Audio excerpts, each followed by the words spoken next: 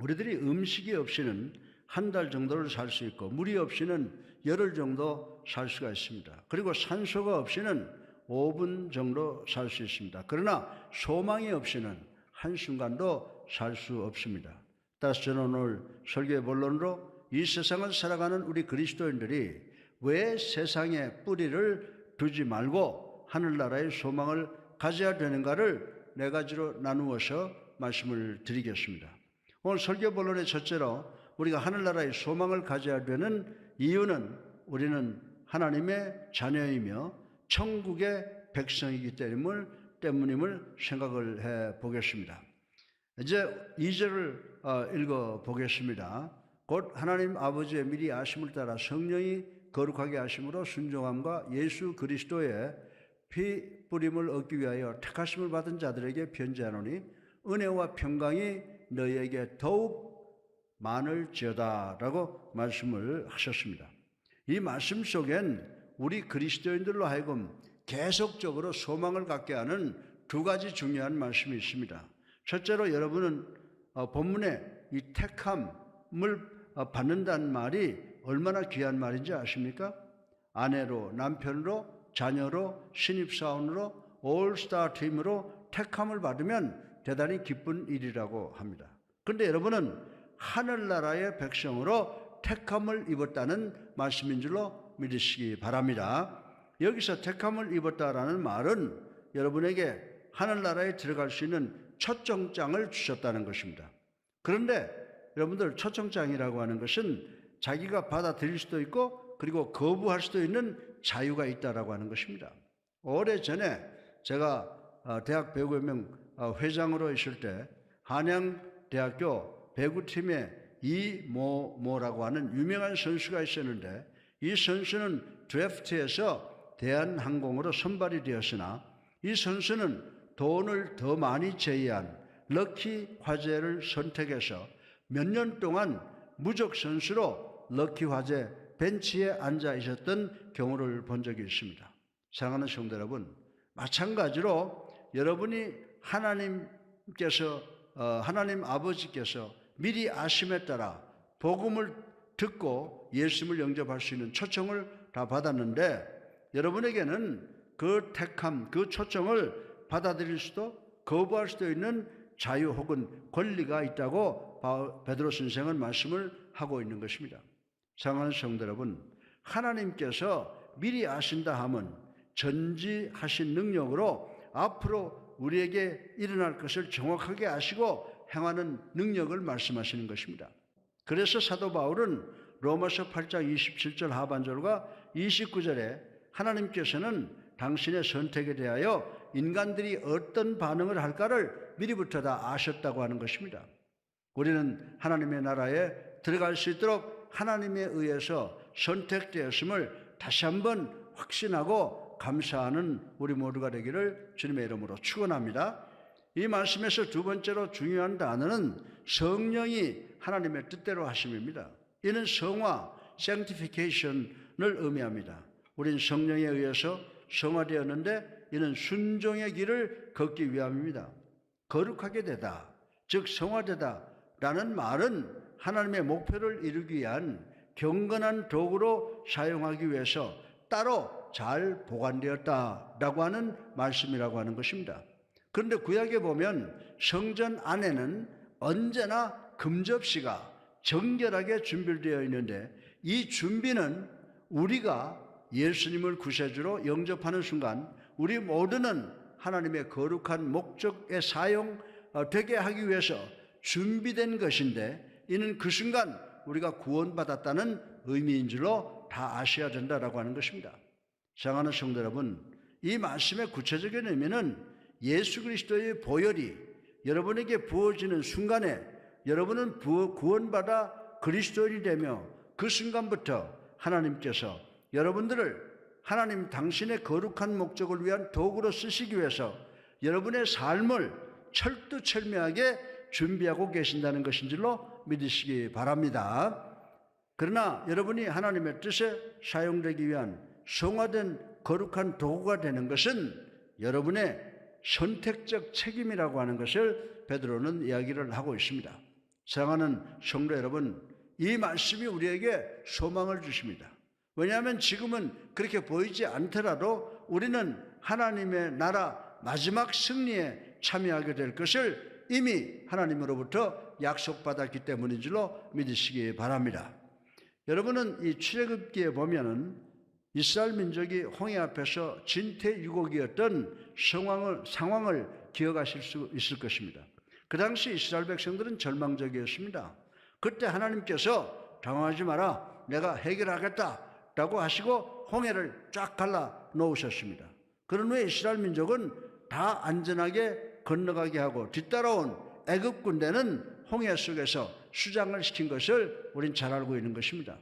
그런데 하나님께서 이스라엘 민족이 홍해에 도착하기 이틀 전에 미리 홍해를 갈라 준비하시는 역사도 하실 수가 있었으나 하나님께서는 마지막 순간까지 기다리셨다라고 하는 것입니다. 그 이유는 이스라엘 민족이 절망적 순간도 하나님만을 바라보고 하나님만을 믿고 의지하도록 훈련시키신 것이라고 생각할 수가 있습니다.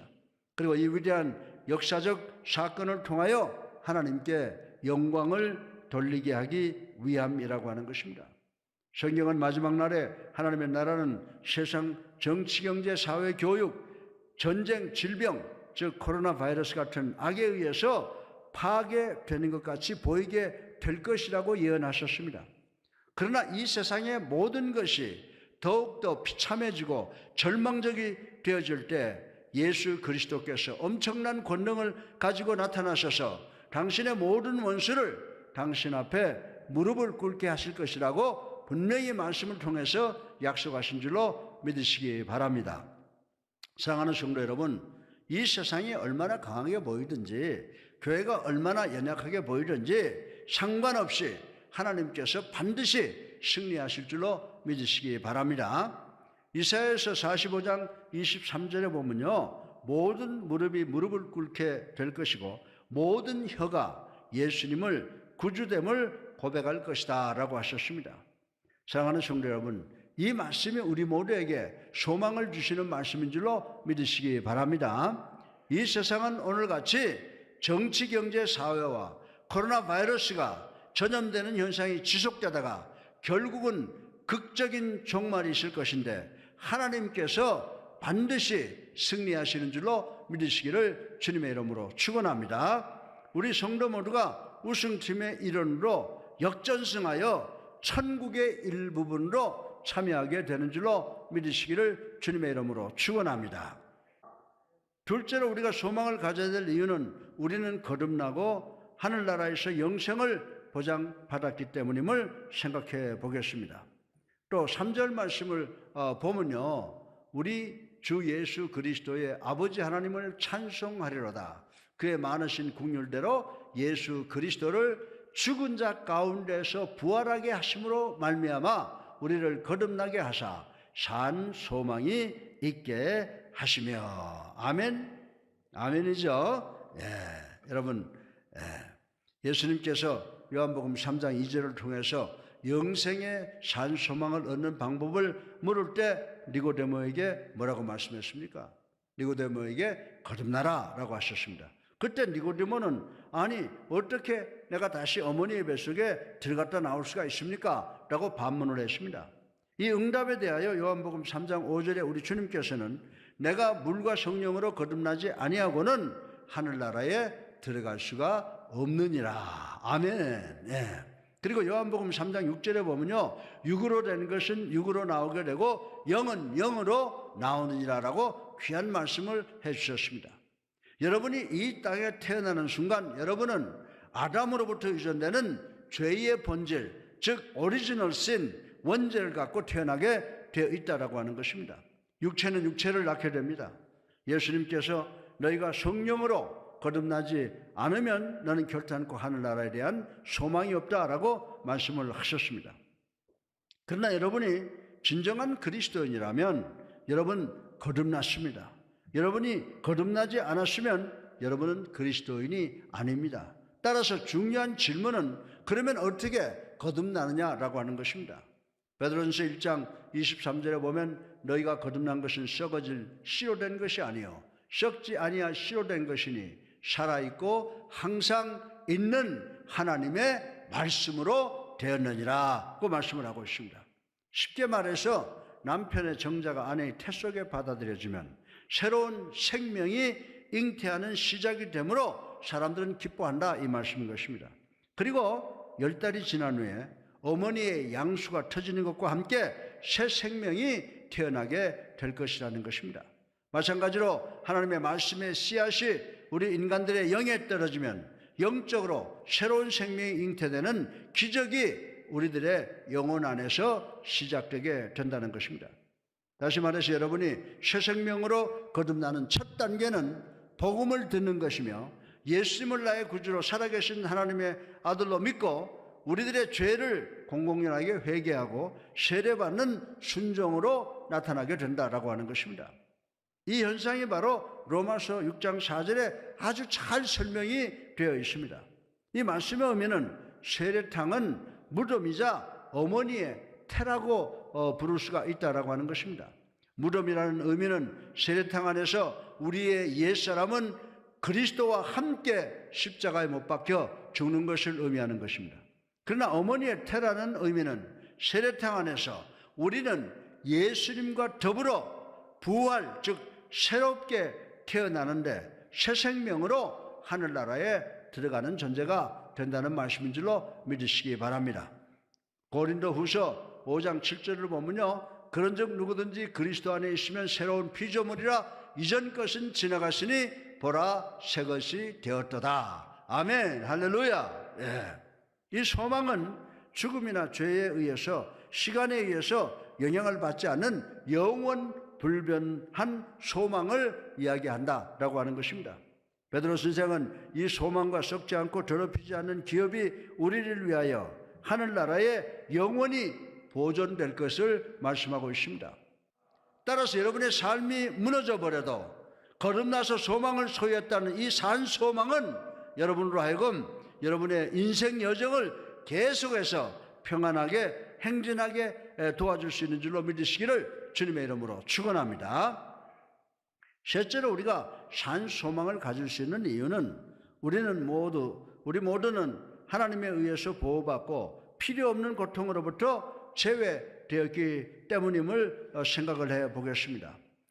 우리 5절을 한번 읽어보겠는데요. 너희는 말세에 나타내기로 예비하신 구원을 얻기 위하여 믿음으로 말미암아 하나님의 능력으로 보호하심을 받았느니라고 말씀을 하고 있습니다. 이 말씀 속에서 하나님의 능력으로 보호하심을 받았느니라는 이 말씀의 의미가 여러분들 무엇인지 아십니까? 이 말씀의 의미는 10대 아이들이 모터사이클을 타고 폭주를 하다가 추돌 사고가 나도 하나님의 능력에 의해서 보호받는다는 말씀이 아니라고 하는 것입니다.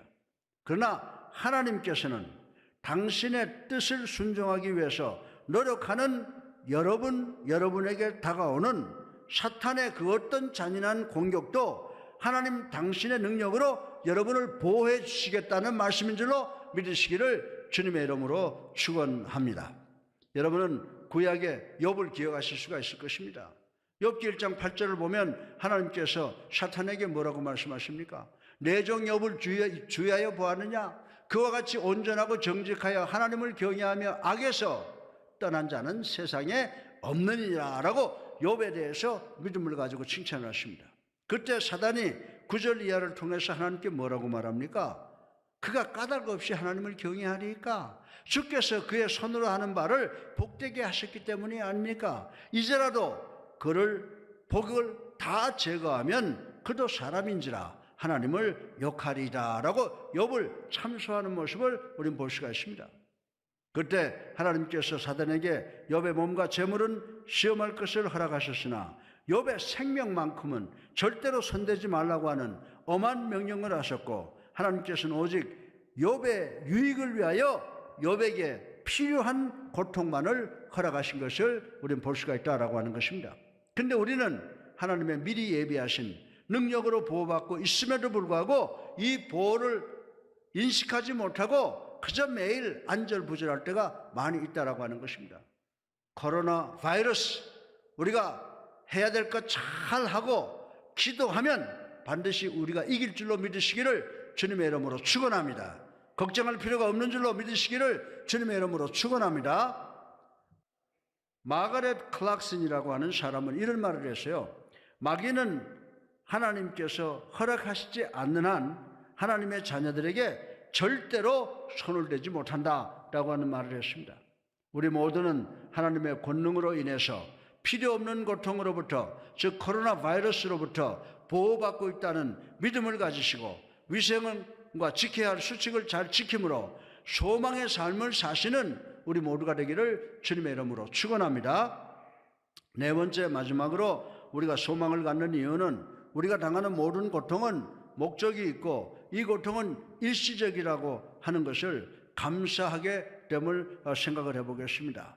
여러분들 6절과 7절을 읽어보면요, 이런 말씀이 있습니다. 그러므로 너희가 이제 여러 가지 시험으로 말미암아 잠깐 근심하게 되지 않을 수 없으나 오히려 크게 기뻐하는도다. 너희 믿음의 확실함은 불로 연단하여도 없어질 금보다 더 귀하여 예수 그리스도께서 나타나실 때에 칭찬과 영광과 존귀를 얻게 할 것이니라. 아멘. 예, 이 말씀에 의하면요, 하나님의 능력이 우리를 미리 보호하고 있다고 해서 우린 이 세상의 모든 고통으로부터 제외된다는 것은 아닙니다. 다시 말해서 우리 자녀들이 성도들의 자녀들이라고 해서 코로나 병에 걸리지 않는다는 것이 아닙니다. 하나님께서 우리 성도들에게 고난을 당하게 하는데 거기에는 분명히 당신의 목적이 있다는 말씀인 줄로 믿으시기를 주님의 이름으로 축원합니다. 욥의 고통은 욥이 이 세상에서 가장 순전하고 가장 정직하여 하나님을 경외하는 사람이라는 것을 입증했습니다. 그리고 우리에게 감동적인 모델이 되었습니다. 사도 바울은 자신의 육체에 가시는 자신으로 하여금 약한 데서 강하게 하심이라고 자신을 갖게 했습니다. 하나님께서 우리에게 고통을 허락하시는 것은 우리로 하여금 강하게 하시려는 의도가 있으십니다. 그리고 다른 사람들로 하여금 위로받게 하려는 의도가 있다고 하는 것입니다. 또한 우리 모두로 하여금 하나님을 의지하게 합니다. 더 나아가서 우리로 하여금 예수 그리스도의 순환에 대하여 감사하게 하기 위함이라고 하는 것입니다. 사랑하는 성도 여러분, 고난은 우리의 삶에 있어서 궁극적인 목적을 갖고 있는 줄로 믿으시기 바랍니다. 우리는 고통으로 상처를 받으면서도 소망을 가질 수가 있습니다. 왜냐하면 이는 일시적이라고 하는 것을 알기 때문입니다.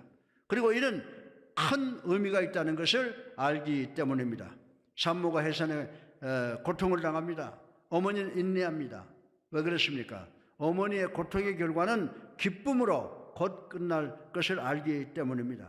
저는 오늘 이제 두 번 다시 행복해질 수 없다고 진정으로 실망하고 좌절하고 아파하는 사람들에게 오늘 이 말씀을 드리고 싶은 것입니다. 로마서 8장 18절을 보면 언젠간 우리가 잠깐 동안 당하는 일시적인 고난은 우리가 당면한 영원한 영광과 좋게 비교가 안 되느니라 라고 했습니다. 하나님께서는 일시적인 고통을 우리로 하여금 영적으로 깊게 성숙하게 하기 위해서 사용하신다고 성경은 이야기를 하고 있습니다. 베드로 선생은 이 고통을 불문불과 비교해서 말씀을 합니다. 이 불문불은 금강석의 모든 불순물을 태우고 순전한 금덩어리만 남게 합니다. 연단은 고통을 수반합니다. 그러나 마지막에는 보다 정결케 하고 귀하게 만드는 줄로 믿으시기 바랍니다. 여러분들 중화상을 당한 두 사람이 있습니다. 두 사람은 18개월 동안 딱딱한 소를 가지고 그 환부를 긁어내야 했습니다. 그런데 한 사람은 솔질만 하면 너무 고통스러워서 울부짖습니다.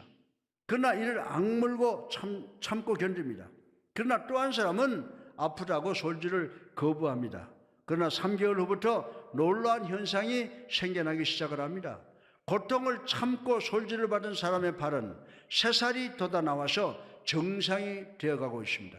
반면에 솔질을 거부한 발은 나무 토막과 같이 굳어져서 쓰지 못하게 되고 마는 것을 우리는 볼 수가 있다라고 하는 것입니다. 위대한 의사이신 우리 주님께서 대단히 가끔 우리에게 극기할 수 없을 것 같은 고통을 인내할 것을 요구하십니다. 그러나 그것은 오직 우리들에게 영적 도움이 필요하고 영적 유익이 있을 때만인 줄로 믿으시기 바랍니다. 사랑의 하나님께서 우리가 그 고통을 지나갈 때 우리는 정결하게 우리를 정결하게 하십니다. 이 과정에서 여러분은 엄청난 기쁨을 누리게 된다라고 하는 것입니다. 베드로전서 1장 6절을 보시면요, 그러므로 너희가 이제 여러 가지 시험으로 말미암아 잠깐 근심하게 되지 않을 수 없으나 오히려 크게 기뻐하는도다. 아멘. 예. 여러분들, 워렌 위어스비라고 하는 분은요, 이런 말씀을 했어요. 여러분의 삶이 풀무불 속에 들어가면 하나님께서는 오른손으로는 풀무의 온도를 조절하시며 왼손으로는 시계를 보며 고통의 시간을 계산하고 계신다라고 말씀을 하셨다고 했습니다. 어떤 고통과 고난이라도 여러분이 감당하실 수 있도록 하나님께서 강도와 시간을 조절하고 있음을 믿는 여러분 되시기를 주님의 이름으로 축원합니다. 축원합니다. 예, 반드시 코로나로 우리가 이제 견딜 수 있을 만큼 있다가 하나님께서 치우시는 줄로 믿으시기를 주님의 이름으로 축원합니다.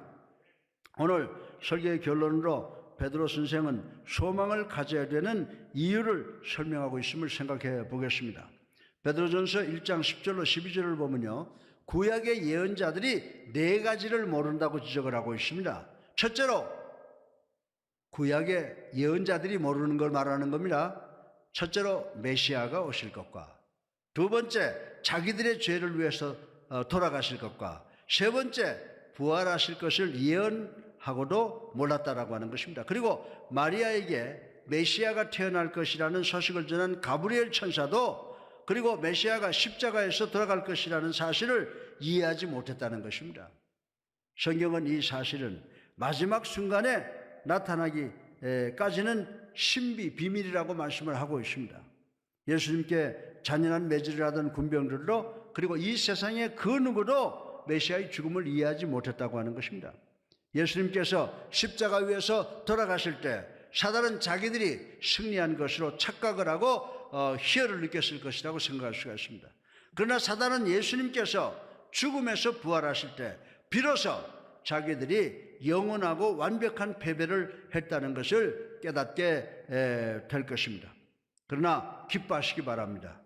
예언자들과 천사들과 사단까지에게도 숨겨진 그 비밀이 여러분과 나에게는 다 알려진 줄로 믿으시기 바랍니다. 무엇을 통해서? 하나님의 말씀을 통해서입니다. 다시 말해서 우리는 예수 그리스도께서 왜 돌아가셨는가를 이해합니다. 예수님께서 여러분과 나의 우리 죄를 대속하기 위해서 십자가에 달려 돌아가셨습니다. 우리의 죄가 예수님 앞에 펼쳐졌습니다. 예수님께서 징계를 받으심으로 우리가 평화를 누리게 되었습니다. 예수님께서 상처를 받으심으로 우리가 나음을 입은 줄로 믿으시기 바랍니다. 우리는 예수 그리스도께서 갈보리 언덕에서 십자가의 고난을 당한 사건은 당신의 마지막 시간이었고 당신의 영광 때문이었음을 이해합니다. 여기에 중요한 점이 있습니다. 그 마지막 순간에 예수님께 절망의 순간이었지만은 죄와 사망을 정복하고 우리를 구원하시는 영광의 순간이었다라고 하는 것입니다. 근데 우리 모두는 예수님의 제자들이 아닙니까? 예. 만약에 우리의 마지막 시간은 하나님께서 당신을 사랑하는 자들, 곧 부르심을 입은 자들에게 모든 것이 합력하여 선을 이루게 하시는 시간이라고 하는 것을 안다면 우리에게 다가오는 모든 고난의 순간은 우리의 영광의 순간이 되는 줄로 믿으시기 바랍니다. 사랑하는 성도 여러분, 하나님께서는 여러분 모두가 하나님 앞에서 하나님의 말씀을 듣고 성결하게 되게 하기 위해서 여러분을 선택하신 줄로 믿으시기 바랍니다. 하나님께서 여러분을 위하여 천국의 집을 예비하라고 하십니다. 하나님께서는 여러분이 소망을 이 땅으로부터 하늘나라로 옮기시기를 가장 원하시는 줄로 믿으시기 바랍니다. 따라서 여러분 모두가 오늘 이 시간 세상의 모든 소망을 우리 주님께로 옮김으로 우리가 두려워하고 무서워하는 이 코로나 바이러스를 점령하고 정복하고 지구 바깥으로 박멸을 시키고 영생목락을 준비하시는 우리 모두가 되기를 주님의 이름으로 축원합니다.